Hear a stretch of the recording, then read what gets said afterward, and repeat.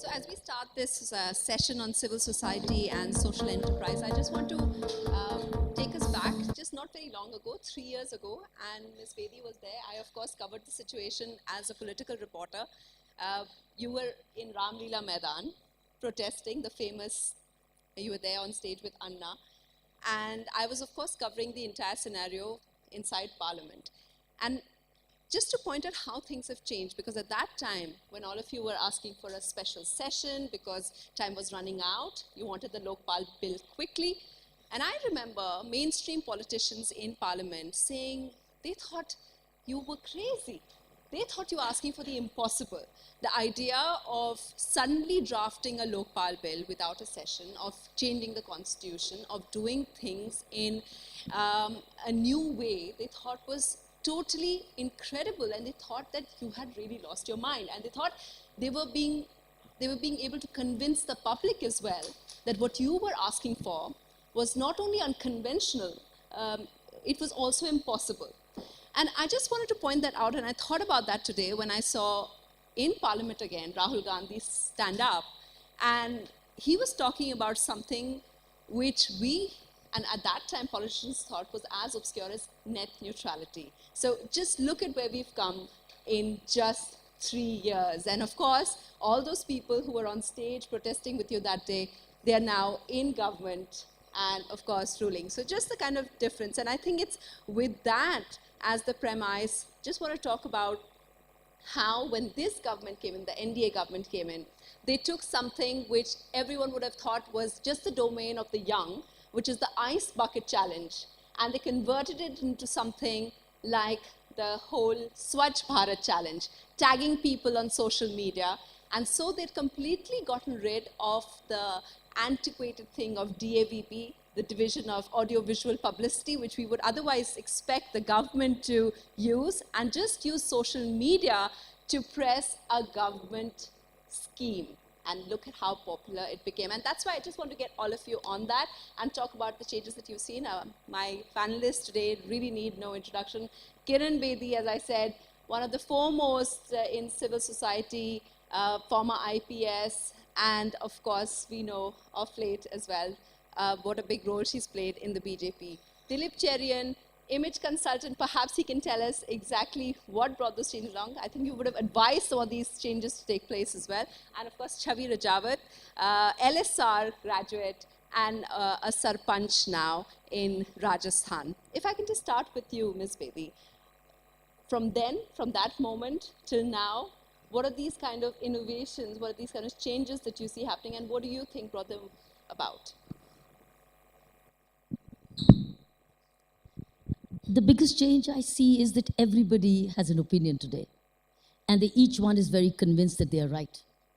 And they're willing to go to any extent to prove it, whether violently or inviolently. I think what I notice is because of the explosion in information, the access to information. And if the more interested a person is, the more deep that person goes and becomes very convinced in his or her own conviction. And then they are not alone. They're not alone through this social network. They formed groups so they can seek support at the drop of a hat. When we were in the movement, we used the SMS to the most. Now SMS is outdated, you've got the applications. So I think that's a big change. I think today in India, democracy has become a very, very big challenge. Very big challenge. I think to change things is another big challenge. Maintaining status quo and going at a snail's pace is easier than drastic change, as I've noticed. So that holds back the values of Indian democracy. This is what I've noticed ever since particularly the change of government is concerned. I'm now not speaking as a member of the BJP. I'm talking as a citizen who has been a close observer, more as a political science student than in public administration and in policing. I think change in this country is going to be a very big challenge because you will be having opposition for opposition change, opposition for opposition to change.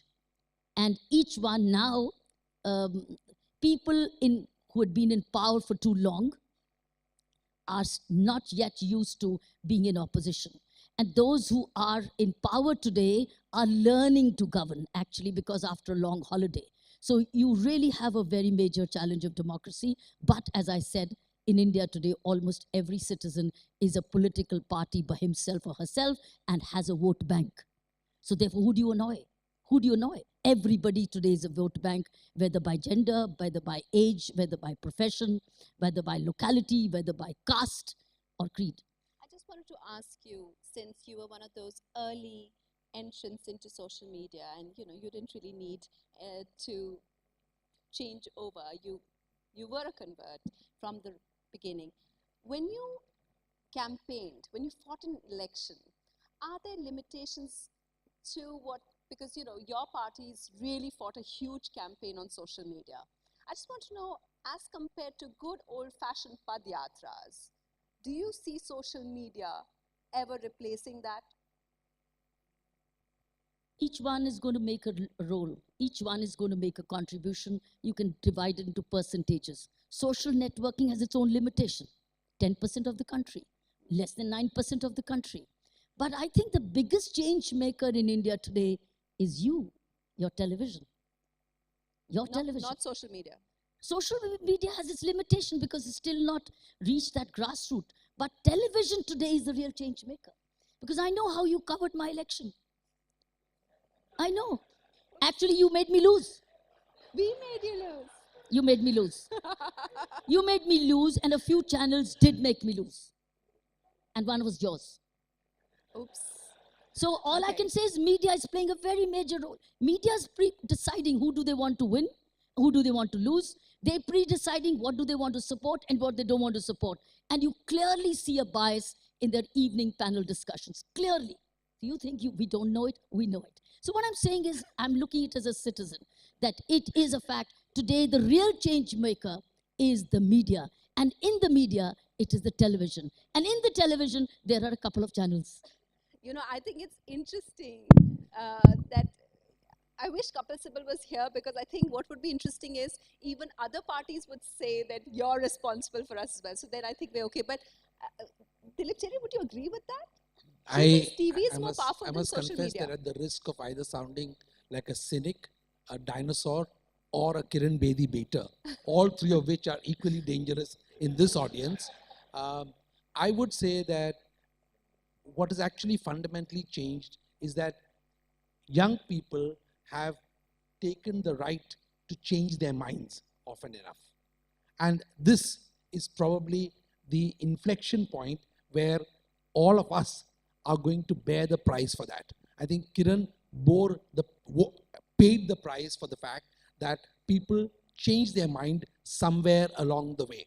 And they were unable to see that people have changed their mind, not about her, but about the government. And therefore, they decided that this is not going to work for us, and we're not going to endorse this or allow this to go further. So unless you're somebody with your head in the sand, you would not have missed that. It is not television which can change its opinion, change the opinion of young people. In fact, young people today, and we do this professionally at Perfect Relations, we check out how much media consumption is on television, how much is print, and how much is social media. And it's YouTube which is probably more powerful than any single television channel. A snippet on YouTube gets carried far deeper into a constituency like Delhi. I'm not talking about the constituency that Chhavi would be talking about, but a highly Wi-Fi oriented constituency like Delhi gets carried far deeper and has far greater influence. Does it influence only the young? No. It influences their parents. It influences their grandparents. So it does matter. It influences the people who work in your house. So it's not just one demographic I'm talking about, the smartphone-enabled demographic. I'm going beyond that. But the other point I wanted to make is that, one of the unfortunate consequences of this is that, like turning on an app or turning off an app, it is now, by conviction, there is a new generation which believes that all you have to do is do a like or a dislike to express your opinion. And that, to my mind, is actually going to be long-term damaging to us as a society. Because people have to get off their phones and do something for real change to happen.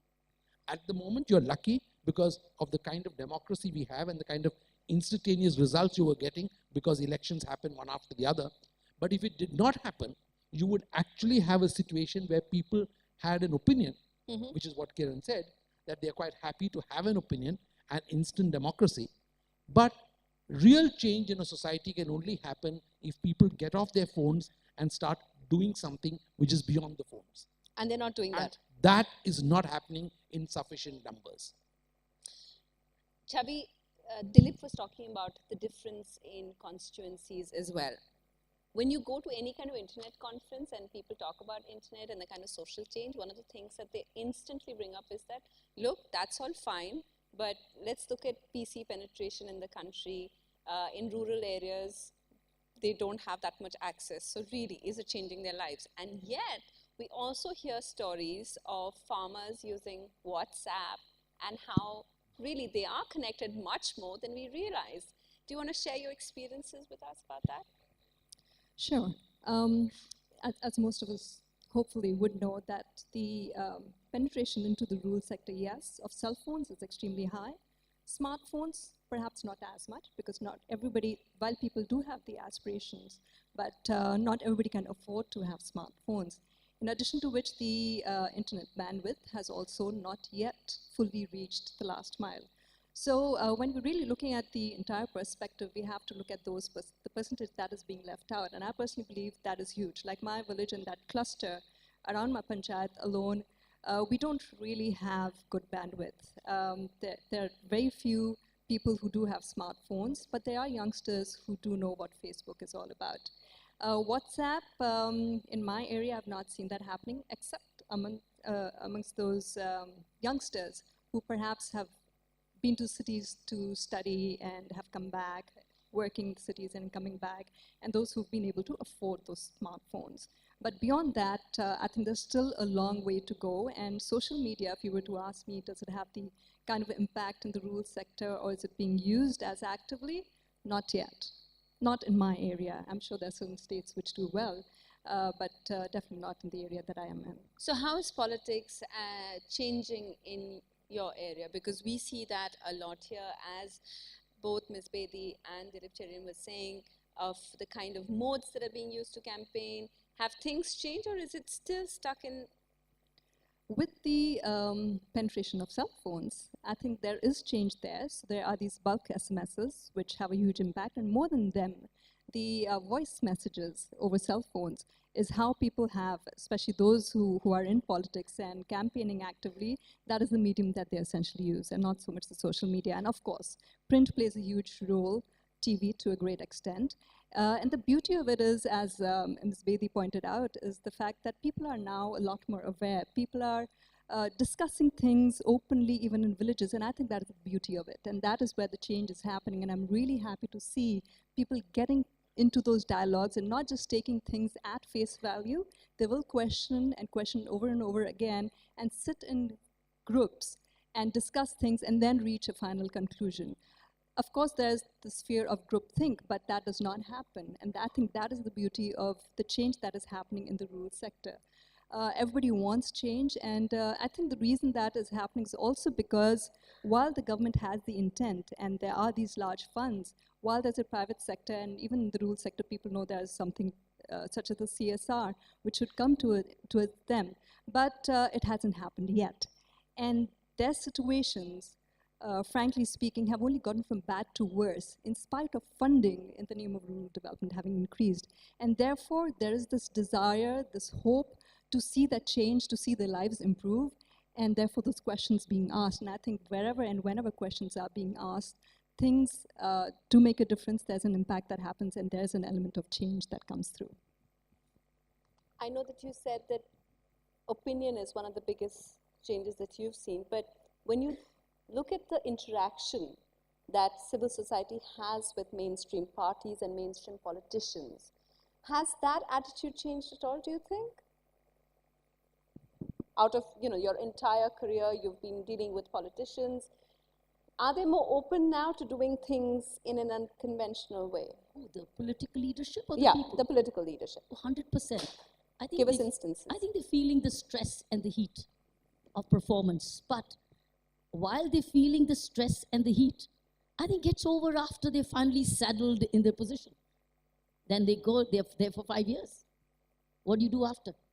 I think the heat is only when the heat is on. And that's a time when you're electioneering and you want the votes desperately. And you give all kinds of tall promises. People know that the tall promises wouldn't be met, but they still go by the promises. I think we've made people get so used to freebies. So people are promising. People, the receiver end is knowing that these are promises, but they're still hoping that some bit of promise will benefit them. Was that your question? Yeah. But what you're saying now is basically, okay, the modes may have changed, but the age-old thing of politicians promising and yet not delivering, it still remains. Yeah. It still remains, and I've noticed since I had the I had the opportunity to travel all over the city at that time. Yes. I did those unlawful road shows. Absolutely unlawful. Really, how? Road shows were unlawful. They broke every rule of traffic management. They broke every rule of traffic management. Did you object to doing them? Not a single road show should have been allowed by the police. Not a single road show should have been allowed by anybody. I think it's unfair to every citizen of the city. And when I used to stand up on the truck, I used to say, I'm sorry.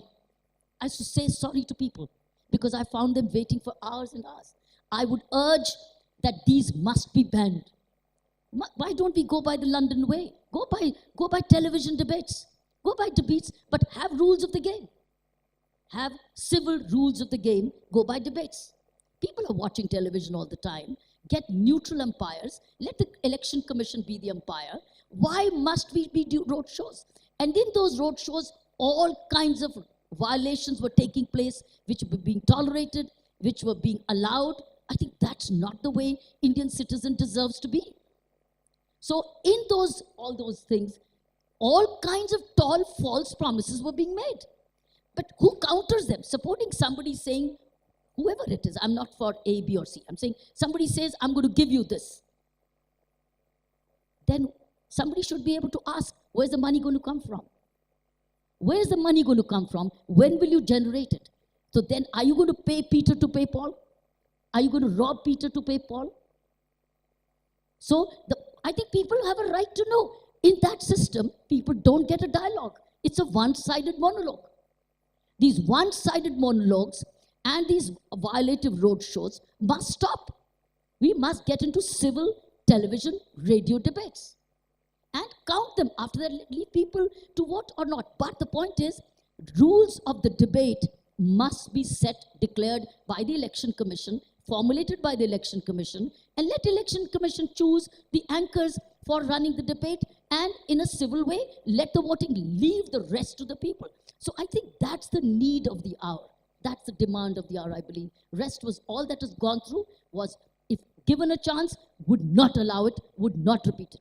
I just wanted to clarify, when you say that, these were all illegal and, you would apologize to people when you were starting, were you forced on them by your party workers who would say, "Nahi, Kiran ji, yehi karna hai," and were you forced to do it, and did you object, and did they say, "No, your way wouldn't work at all"?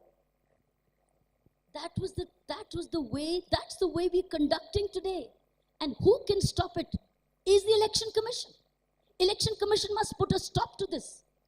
Who else do I go to? And I also noticed one more thing. When I'm seeing something clearly violated, Mr. Qureshi, my friend, is here, and I know he'll agree a lot with me. Another thing was totally defamatory you see on the road, which is concerning a particular candidate. You see defamatory, you collect the evidence, you pass it on to the Election Commission. I did. I've not heard anything about it till now. Elections are all over. That result should have been within 48 hours, whether it's defamatory or not, so that the nuisance stops. The nuisance never stopped. And whatever was the benefit or side benefit a particular candidate wants, gets it. I think we need to change the rules of the game of the election. The educated, all of us need to put a halt to these traffic violations, the roadblocks, the noise. My God, there was noise till 12 midnight. We have no business to be taking away people's sleep till 12 midnight. People are all on the roadside, waiting. Children, women, why? But public meetings are meant to be finished much earlier, aren't they? Before 10 o'clock? No, but the road shows go on till midnight. You mean to say the mic stops at 10, but your vehicle goes on? People are still waiting. Because we got people used to this. I think it's time we as people who are sensitive to this come together. And it's media. You people never debated, the media, not means you. The media never even debated is the right thing to do. Yeah. Not a single debate on that. Why? Why mustn't we debate the illegalities of election campaigns? And then let the election commission take a shot at this and take a view of it. I think election commission will have to become more proactive and stop defamations, even defamations. You get away with the defamation by the time the election is over. Even defamation, even in panel discussions. But tell me, in defamation... Even television panel discussions. But defamatory falsehood. But defamation of people making false claims, I know that political parties do go to CEC and then register complaints. And they do take, you're saying that's not good enough. It's too late, you don't get the result. The defamation is done by the time the voting is there. People have already voted. What does the result happen after? How does it matter anymore? Yeah. It's the result and the decision is not coming within 24 hours. It's not even there, even till now. And serious defamation, false claims are made. There is no accountability for defamation, for falsehood, for all these, for illegalities, unlawful, even money exchanges. There were complaints of money exchanges. What happened? We don't know about it still. So I think we need to relook at the way police permits, the way election commission permits, the way the political parties seek permissions. I think we owe it to the people. People have given up. I think it's very unfair. People have surrendered to the illegalities. They know they can't do a thing about it. They've given up. I think that's not fair. They don't have a voice. Citizens do not have a voice to say, we will not let it happen. I know Q&A is later, but Mr. Qureshi, do you want to come in right now? But I'd just like to add, Ms. Bedi, I'm going to take you back to the point you made earlier about us, our country not understanding democracy well. And I think that is what it actually boils down to. We're not mature enough to really understand what democracy is. And whether it is somebody holding a post of power or whether it is a regular citizen of the nation, but by and large, people don't understand it and therefore don't value it. And therefore, you have questions and you have people pointing fingers and being upset as you currently are. And I think that is at all levels. What can we possibly do to change that is, I think, what we should be talking about and working towards. How do we make our society a mature, democratic society? You want to come in, sir? Yeah. Responding to Kiran, I entirely agree with her. She may be surprised. I entirely agree with her. And you know, the election commission wants peaceful election. And there was a time when there would be a cavalcade of 1,000 cars, which will disrupt the traffic for a day or two. We brought it down. We went to the other extreme. We brought down the number of cars in that cavalcade to only 3. And we came down heavily on noise pollution. No, the public address system after 10 o'clock, 1 past 10, whoever is the VIP addressing, the mics will be switched off. No defacement of property. And mind you, none of these is our own election law. These are all law of the police, municipal law for defacement, noise pollution, Supreme Court judgment. And what happened was that every political party, every leader criticized us. That election commission has killed the festival of democracy. And they have brought about the silence of the graveyard. And one of your tribe who also, not your channel again, wrote an article in a newspaper, Hindustan Times, again blaming us for killing the festival of democracy. I simply asked her a question. Madam, send me your address, I'll send the festival to your house. And what will that imply? What will that mean? Your walls will be plastered with the slogans and posters. There will be 24-hour loudspeaker blaring, then don't blame us. And actually, the fact that voter turnout has turned up many times, the record turnouts, After we had come down heavily on all those things, still the democracy was functioning. People were coming out. It really became people's festival, and these are some of the reforms we have been demanding.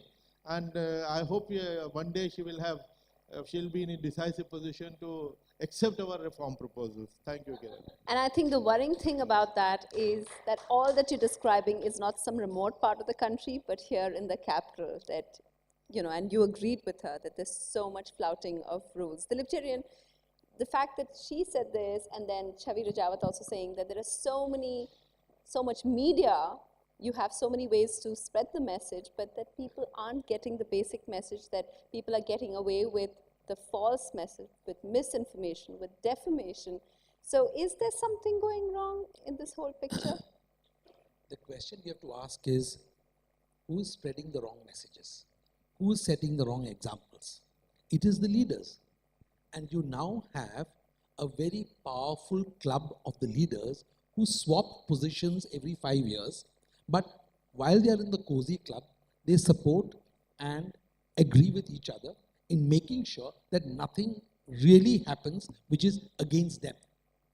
So while citizens may be made uncomfortable, and thanks to Mr. Qureshi, their lives may be slightly easier now, the fact is that this cabal of what we have chosen, and we the people are responsible for it. I'm not abdicating my sort of, shall I say, my guilt in terms of voting for the same set of people. The fact is that the people who in governance is a club, and they make their own rules, whether it is the rules made for VIPs and to facilitate them, or the rules which are violative, as Kiran said, of, for example, things like road shows. Nobody actually gets down to attacking that. I don't think it's just media's job to attack that. The rules are made by politicians, and politicians find it convenient to ignore things which they each other do. So therefore, if you're looking for a bloodless revolution through social media, people should run a campaign on social media or other methods to make sure that people who do these road shows after 10 at night are boycotted. Here's the thing about... Okay, let's assume even till 10 is wrong, and I think if you want to confine it to the studios, which I don't agree with, my view is that a politician must be campaigning with people, with real people, not through virtual people only. Because I think that this virtual business is also in some senses disenfranchising, meaning it then gets divided between those who have and those who don't have. We need to consider this. I'm not saying it's not a better method to have civilized debate, though I would be very frightened if the Election Commission were to be the umpire for this. I would rather that we left it to a bunch of umpires who are qualified to umpire and not load everything onto one body. Because this is a tendency in India. Someone's doing a good work, give them more work to do. And continue to give them more work to do. Okay? So I think we need to find how to do this in a more refined way. Certainly having more debates is better, but ensuring that the public gets a touchy-feely sense of their leaders through the hustle and bustle of politics is, I think, part of the happy dance of democracy, which may have been confined due to the rules of the Election Commission, but we don't need to confine all the rules, is what my take is. You wanted to add? When I said Election Commission, they could be the steerers, like they created a model code of conduct. But when you said about the road shows, today Delhi road cannot take, roads in India can take no distractions, can take no diversions, can take no blockades anymore. So therefore, you will have to be very careful. Even if there is no non-peak hour and peak hour, Delhi roads have all peak hours. And on the top of it, you have a road show, then be prepared to declare a holiday for the others for 3 hours. So this is for consideration. If you extend that logic, you will not allow any protests on the roads. You will not allow any processions on the roads. And I think if you do all that, then what you're saying is fine. But I promise you that the cabal that I talked about, which is the culture of agreeing with each other, will ensure that none of this happens. let me separate road shows from religious sentiments. So I'm separating the political from social and spiritual. At the moment, the road shows are some things which we can manage. So when you said, let them finish by 10 o'clock, well, your peak time is all over. You have disrupted the peak. All I'm saying is I've seen it. I've suffered, I've made people suffer it. I've suffered it myself. And on the wild road shows, the activists would also blow crackers. So you'll even have crackers which could set fire anywhere, to the vehicles, to the people, etc., etc. So it was a very, very dangerous. When I say road shows, that doesn't mean that you take away the touchy feeling or the touch feeling or the direct watching. It's not limited to televisions I met. I was adding to that. At the moment, we have none. I'm adding, but secondly, was that a cracker? Yeah. It came back. When I said that, I mean earmark public space, public meetings. Earmark Ramlila ground, it can take the space. You got grounds in all 12, 16 districts of Delhi. Yeah. Earmark public space. And then those are the spaces which is a common platform for anybody to come and speak. You pick a lot. The BJP picks up a lot. Your lot is from 2 to 5. Come and speak 2 to 5. Your lot is 10 to 2. Draw it. Why not earmark public spaces for people who want to come and listen to different speakers on the same day? I'm only rambling in ideas. I'm trying to make campaigning, suggesting to make it civil, to make it convenient, to make it respectful, to make it lawful. And yet you get to hear people directly who want to listen, directly go and listen on the ground that we know the so-and-so party leader is speaking from this time to this time. So it's a draw of lot. It's not even an arbitrary thing that you will get your peak time and you won't get a peak time. So choose that, earmarked spaces, let the leaders go and speak. And those who want to listen to him or her can go and ask. So you get that view. You get the town hall in a way which is large public meeting, but you also come on debate for those who couldn't. So I'm only, there can be many more suggestions. I'm not saying this is all. I'm just going through the recent experience so I can look at the priorities. Once you come to the other issues, you can. I'm only throwing these ideas. I think it's time before we go for the next election in Delhi. Delhi voter must demand civility and order and not unlawful. I think we promote illegality and unlawfulness during those elections. We promote it in a very big way. Sunetra, I'll just add to that. Ms. Bedi, I'd just like to point out, of course, I may sound a little boastful, but I think it also lies in the hand of the candidate himself or herself, or what kind of a leader do you choose to showcase yourself, and you can be a trendsetter if you want to be. Yes, we are used to a certain format, a certain structure to campaign, and any change is something that maybe one may not think of, or maybe one may be a little apprehensive of. And I'm sharing this with you because I've just recently been re-elected, and while my post is a very small one, I'm a small fish, I'm just a Sarpanch, but the campaign process is not really very different. But luckily for me, because it was my constituents, my villagers who wanted to appoint me as a Sarpanch, so they did the campaign the first time around, and they did it again this time around. But what I realized was, because the first time it was all new and I was not even part of it at all, but this time I was in the village from a distance seeing how things were conducted, and I realized that they're going to do precisely what you mentioned, that they were going to go door to door, midnight, 1 a.m., 2 a.m., because that is what the opposition was doing. And I told the people who were keen on electing me, I said, please, if you want me to continue being a Sarpanch, then do not go to houses at night. If people have faith in me, if people want development, they will vote for who they think they should vote for. But does not mean that you go ahead and disturb them in the middle of the night, walk into a house. Weren't you afraid of missing out on, getting left behind with the opposition? Not really. I mean, it was something they weren't used to, but they understood. And the people, the voters, also appreciated it, because a lot of women and the youth came to me later saying that, thank God you did something different, because we just could not get a decent night's rest and get back to work, because everybody in the village starts work as early as 4 a.m. So at the end of the day, I think a lot of it is also in our hands. Of course, it's easier said than done, but somebody has to take a stand, and I think if somebody really wants to, one can do it, irrespective. You mentioned feedback from your constituents and people in your area, and of course, you're on Twitter. Kiran Bedi, of course, you have so many followers on Twitter.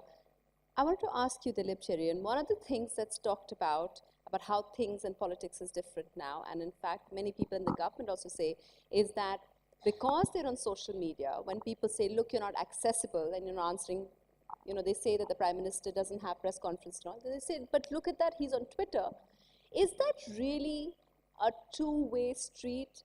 Does that actually take away from the lack of interface personally? Is that a better thing? Is that more accountability or less accountability? Being on Twitter and putting everything out and not really answering questions in the traditional sense, because Kiran Bedi said that television still is, one of the prime opinion makers, and yet we're not having any kind of interviews, fewer interviews, more Twitter. And on Twitter, is it also, are you really having interaction there? I think while you may be making a pitch for an interview with the Prime Minister, that's not going to happen. Always So let's helps, leave that yeah. to the side. The fact is that you have a choice with some kinds of media, whether you just want to remain a broadcaster, which Twitter allows you to be, just a broadcaster and not an interactor. And on certain other kinds of media, including print and including television, there are ways of mastering it in some senses by insisting on questions beforehand, making sure that you've got to give a clearance or a sign-off before a broadcast. I think that if the next generation promises to be what it is going to be, then they will demand two-way communications. Which we don't have right now. That's one demand. The second is spontaneous, and the third is continuous dialogue. You are going to move towards a situation where, for example, if you have e-voting, you will see a remarkable spike in the demand for referendums on certain issues. Now, I'm not a believer that referendums are the best way to take policy decisions in all cases, because the will of the majority need not be the best option to go forward. It's okay in terms of electing people, but other than that, you've got to have people discuss and dialogue and debate something so that people can change their minds and not just vote yes or no. So that's what a referendum usually implies. So to answer your question, being on social media is no guarantee of being responsive. Second, if you're not responsive, people are going to catch on to the fact that you're just broadcasting. And point three, if you're only broadcasting, there's bound to be a bunch of people who are not happy with the way you're responding. Do you want to add to that, Kiran Bedi? Because you also said that despite people pitching new ideas, accountability hasn't really risen. Well, Twitter also makes you accountable in many ways, because Twitter, or if you're talking only of the Twitter, Well, social media. well, I would say, well, social media also makes you accountable, because even when you're a broadcaster, you can get a lot of backlash. And that backlash is also read by millions. So you've got to be authentic even on the Twitter or on the social network. Otherwise, you don't want, when you have millions of followers, you don't want millions to read something which doesn't go with you, doesn't add to your reputation. So therefore you have to remain authentic even on the social network. That's what I believe. Okay, I'm told that we can take some questions now. Yeah, sure, sir.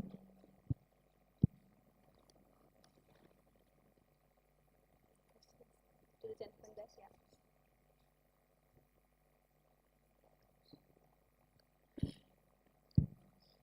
This is a question for Ms. Kiran Bedi.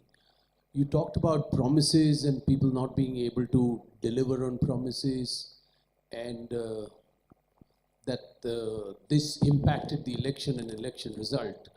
This may be particular to Delhi, or because in national elections we found BJP did not make any promises, did not talk of any freebies, and despite that it won the election. So how come something like that happened on a national election? Are you making this thing particular to Delhi in the light of your particular experience? Or would you like to say that that analogy applied to national elections and BJP win as well? Whatever I've said, it's not for any targeting any one political formation. I was only looking at how do we make our campaigns more lawful, more convenient. No, no, this is particular to promises. Even promises, it's a part of the campaign. So what was And the how do we make it authentic? That's questioning. I agree with Mr. Cherian that a stage will come. That's why I'm suggesting television debates with the town hall concept, where people ask you a question. So the anchor monitors and say, well, you said you will offer the following concessions. You will offer something like this in abundance. Then the town hall, from the audience, people could ask you that, sir, could you please, or madam, could you please tell us, where is the budget going to come from? Are you going to generate it? Are you going to borrow it?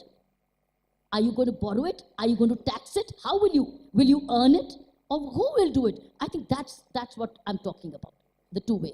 So whatever I'm basically saying is, how do we improve the method and quality and content of campaign, which includes your manifesto, which includes your promises, which are also part of the vision documents. Yes, sir. In your recent Delhi election, you said you did the best, and the party lost, not the you. So you said, don't you think it was a rarest opportunity given to you by the BJP, and you could not make out it? If you are the CEO of today, being a IPS, you would have been the best one, or it would have been otherwise? Too many questions for me to remember all that you said, because it was a very complex question. When I said I did my best and I haven't lost, somebody else has lost, are you meaning to say that? Do you know what I meant? Because I believe that that's my personal philosophy of life, which that media did not understand at that time. When I said I haven't lost, which meant I gave it all. Had I not given it all, I would have personally lost. That's what I meant, because my philosophy of life is I only lose when I don't give it all. And I must say, I'm amazed at such a great national party. The BJP picks up a new face. It's an open book face and gives an opportunity. It's rarest of the rare cases. I don't know when it'll happen again. I don't know when it'll happen again in Indian political history, when they pick up an outsider who's an open book and has no political background, has no political sense even, because I have administrative skill. I have no politicking skill. Yet they pick me up, because at that time I believe that Delhi needed not politicking, Delhi needed governance. That's what the political party thought, that we could find administration and ensure that we have somebody sitting there as CEO who govern while the political party administers politically. That was the understanding. So therefore, I would ever remain grateful to this great national party, the BJP, for having picked me up, not knowing me, but knows that I only go by the rule book and I don't go by any other criterions. Gives me an opportunity. All I can say is, we collectively lost. I did not lose when I said it didn't mean I didn't lose. I said I gave it all, and therefore I personally didn't lose as an individual, but we lost collectively, and we lost it. That's it. That's the result which is evident. I don't need to explain more. But I remain grateful to this party for having given me an opportunity, recognized whatever experience, and wanted to use my talent. It's for the Delhi people who decided they didn't need this. They neither needed the party, nor did they need this talent. So we wish the decision all the very best. Last question from the young man at the back. Yeah. My question is to Ms. Rajawat. How do you think the increase in internet penetration in rural areas impacts the behavior of people over there? Are they more interactive with their administrators? Are they more responsive towards communication from the administration? Are they more, do they give more policy inputs or something like that? What was the last question? Give suggestions on what policies the administrators... Sure. I think the question should be asked, is the administration responsive to the demands of the people at the grassroots? So the internet penetration, a lot of people believe that, and I think this is a misconception, that people are not open to change, that there will be resistance to change, and especially with technology coming in. But people, even if they are not literate, they may not necessarily know how to use a computer. And I've seen this in my own village, where I've actually had women who cannot read or write, but we've been able to get them to use the paintbrush and to do the rangoli or the manna on the floor that they've been been able to do on the computer. So there was hesitation the first 5 minutes, but after that, they just took on to it like fish does to water. And I think that's the beauty of it. The fact that people, even in villages, want the change, and they realize that if technology comes in, the beauty of technology is that technology doesn't discriminate. And I think the biggest factor that poses hindrance in development in India is discrimination of different kinds. And that is where I think technology needs to go to the last mile, and villagers understand that because it brings them knowledge, it brings them information, it brings in a certain level of transparency and even accountability to a great extent. It's just a question of ensuring that there is the political will and the assistance required to ensure that it reaches the last mile, which, as I said, even in my own village, it hasn't happened yet. And there are many villages such as mine which are still neglected, though there is the intent, but it hasn't happened yet, and I hope that it happens quickly. And if there is resistance, if at all, therefore the question that I threw at you is whether the administration is going to be open to it, because there is a fear factor. There is a certain element of insecurity that exists within the system because the system is used to functioning in a certain way. But I think if there is hand-holding and awareness created, even amongst the administration who think otherwise, to make them realize it's only going to make their life easier, because right now a lot of paperwork happens. Like in my panchayat alone, I noticed that the panchayat secretary has to make the same report over and over again, starting from the very beginning of, say, when NREGA started. You have to start from that year to this year. And when you're making these reports by hand, there's bound to be human error. And of course, it is repetitive work. And if he realizes that there is technology to use, there are systems to use, he would benefit from it greatly, and he will also adapt and adopt it effectively and openly. Okay, so that's all the time that we have. So thank you, Chhavi, Rajawat, Dilip, Cherian, Kiran, Bedi. Thank you. A warm round of applause for all our panelists. Thank you for that absolutely brilliant session. I'd like to request Dr. Naresh Trehan to please do the honors of presenting mementos to all our panelists.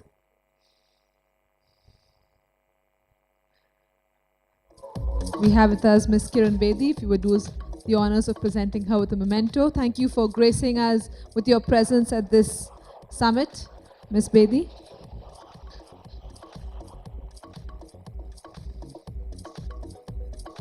Mr. Dilip Cherian. Mr. Cherian. Ms. Chhavi Rajawat.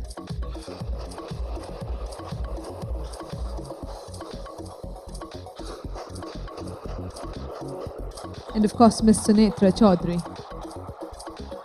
Let's have a round of applause, ladies and gentlemen.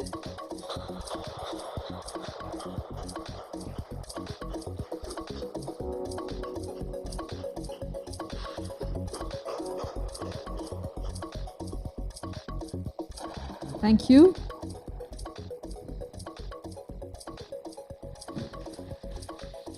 Thank you to all our panelists.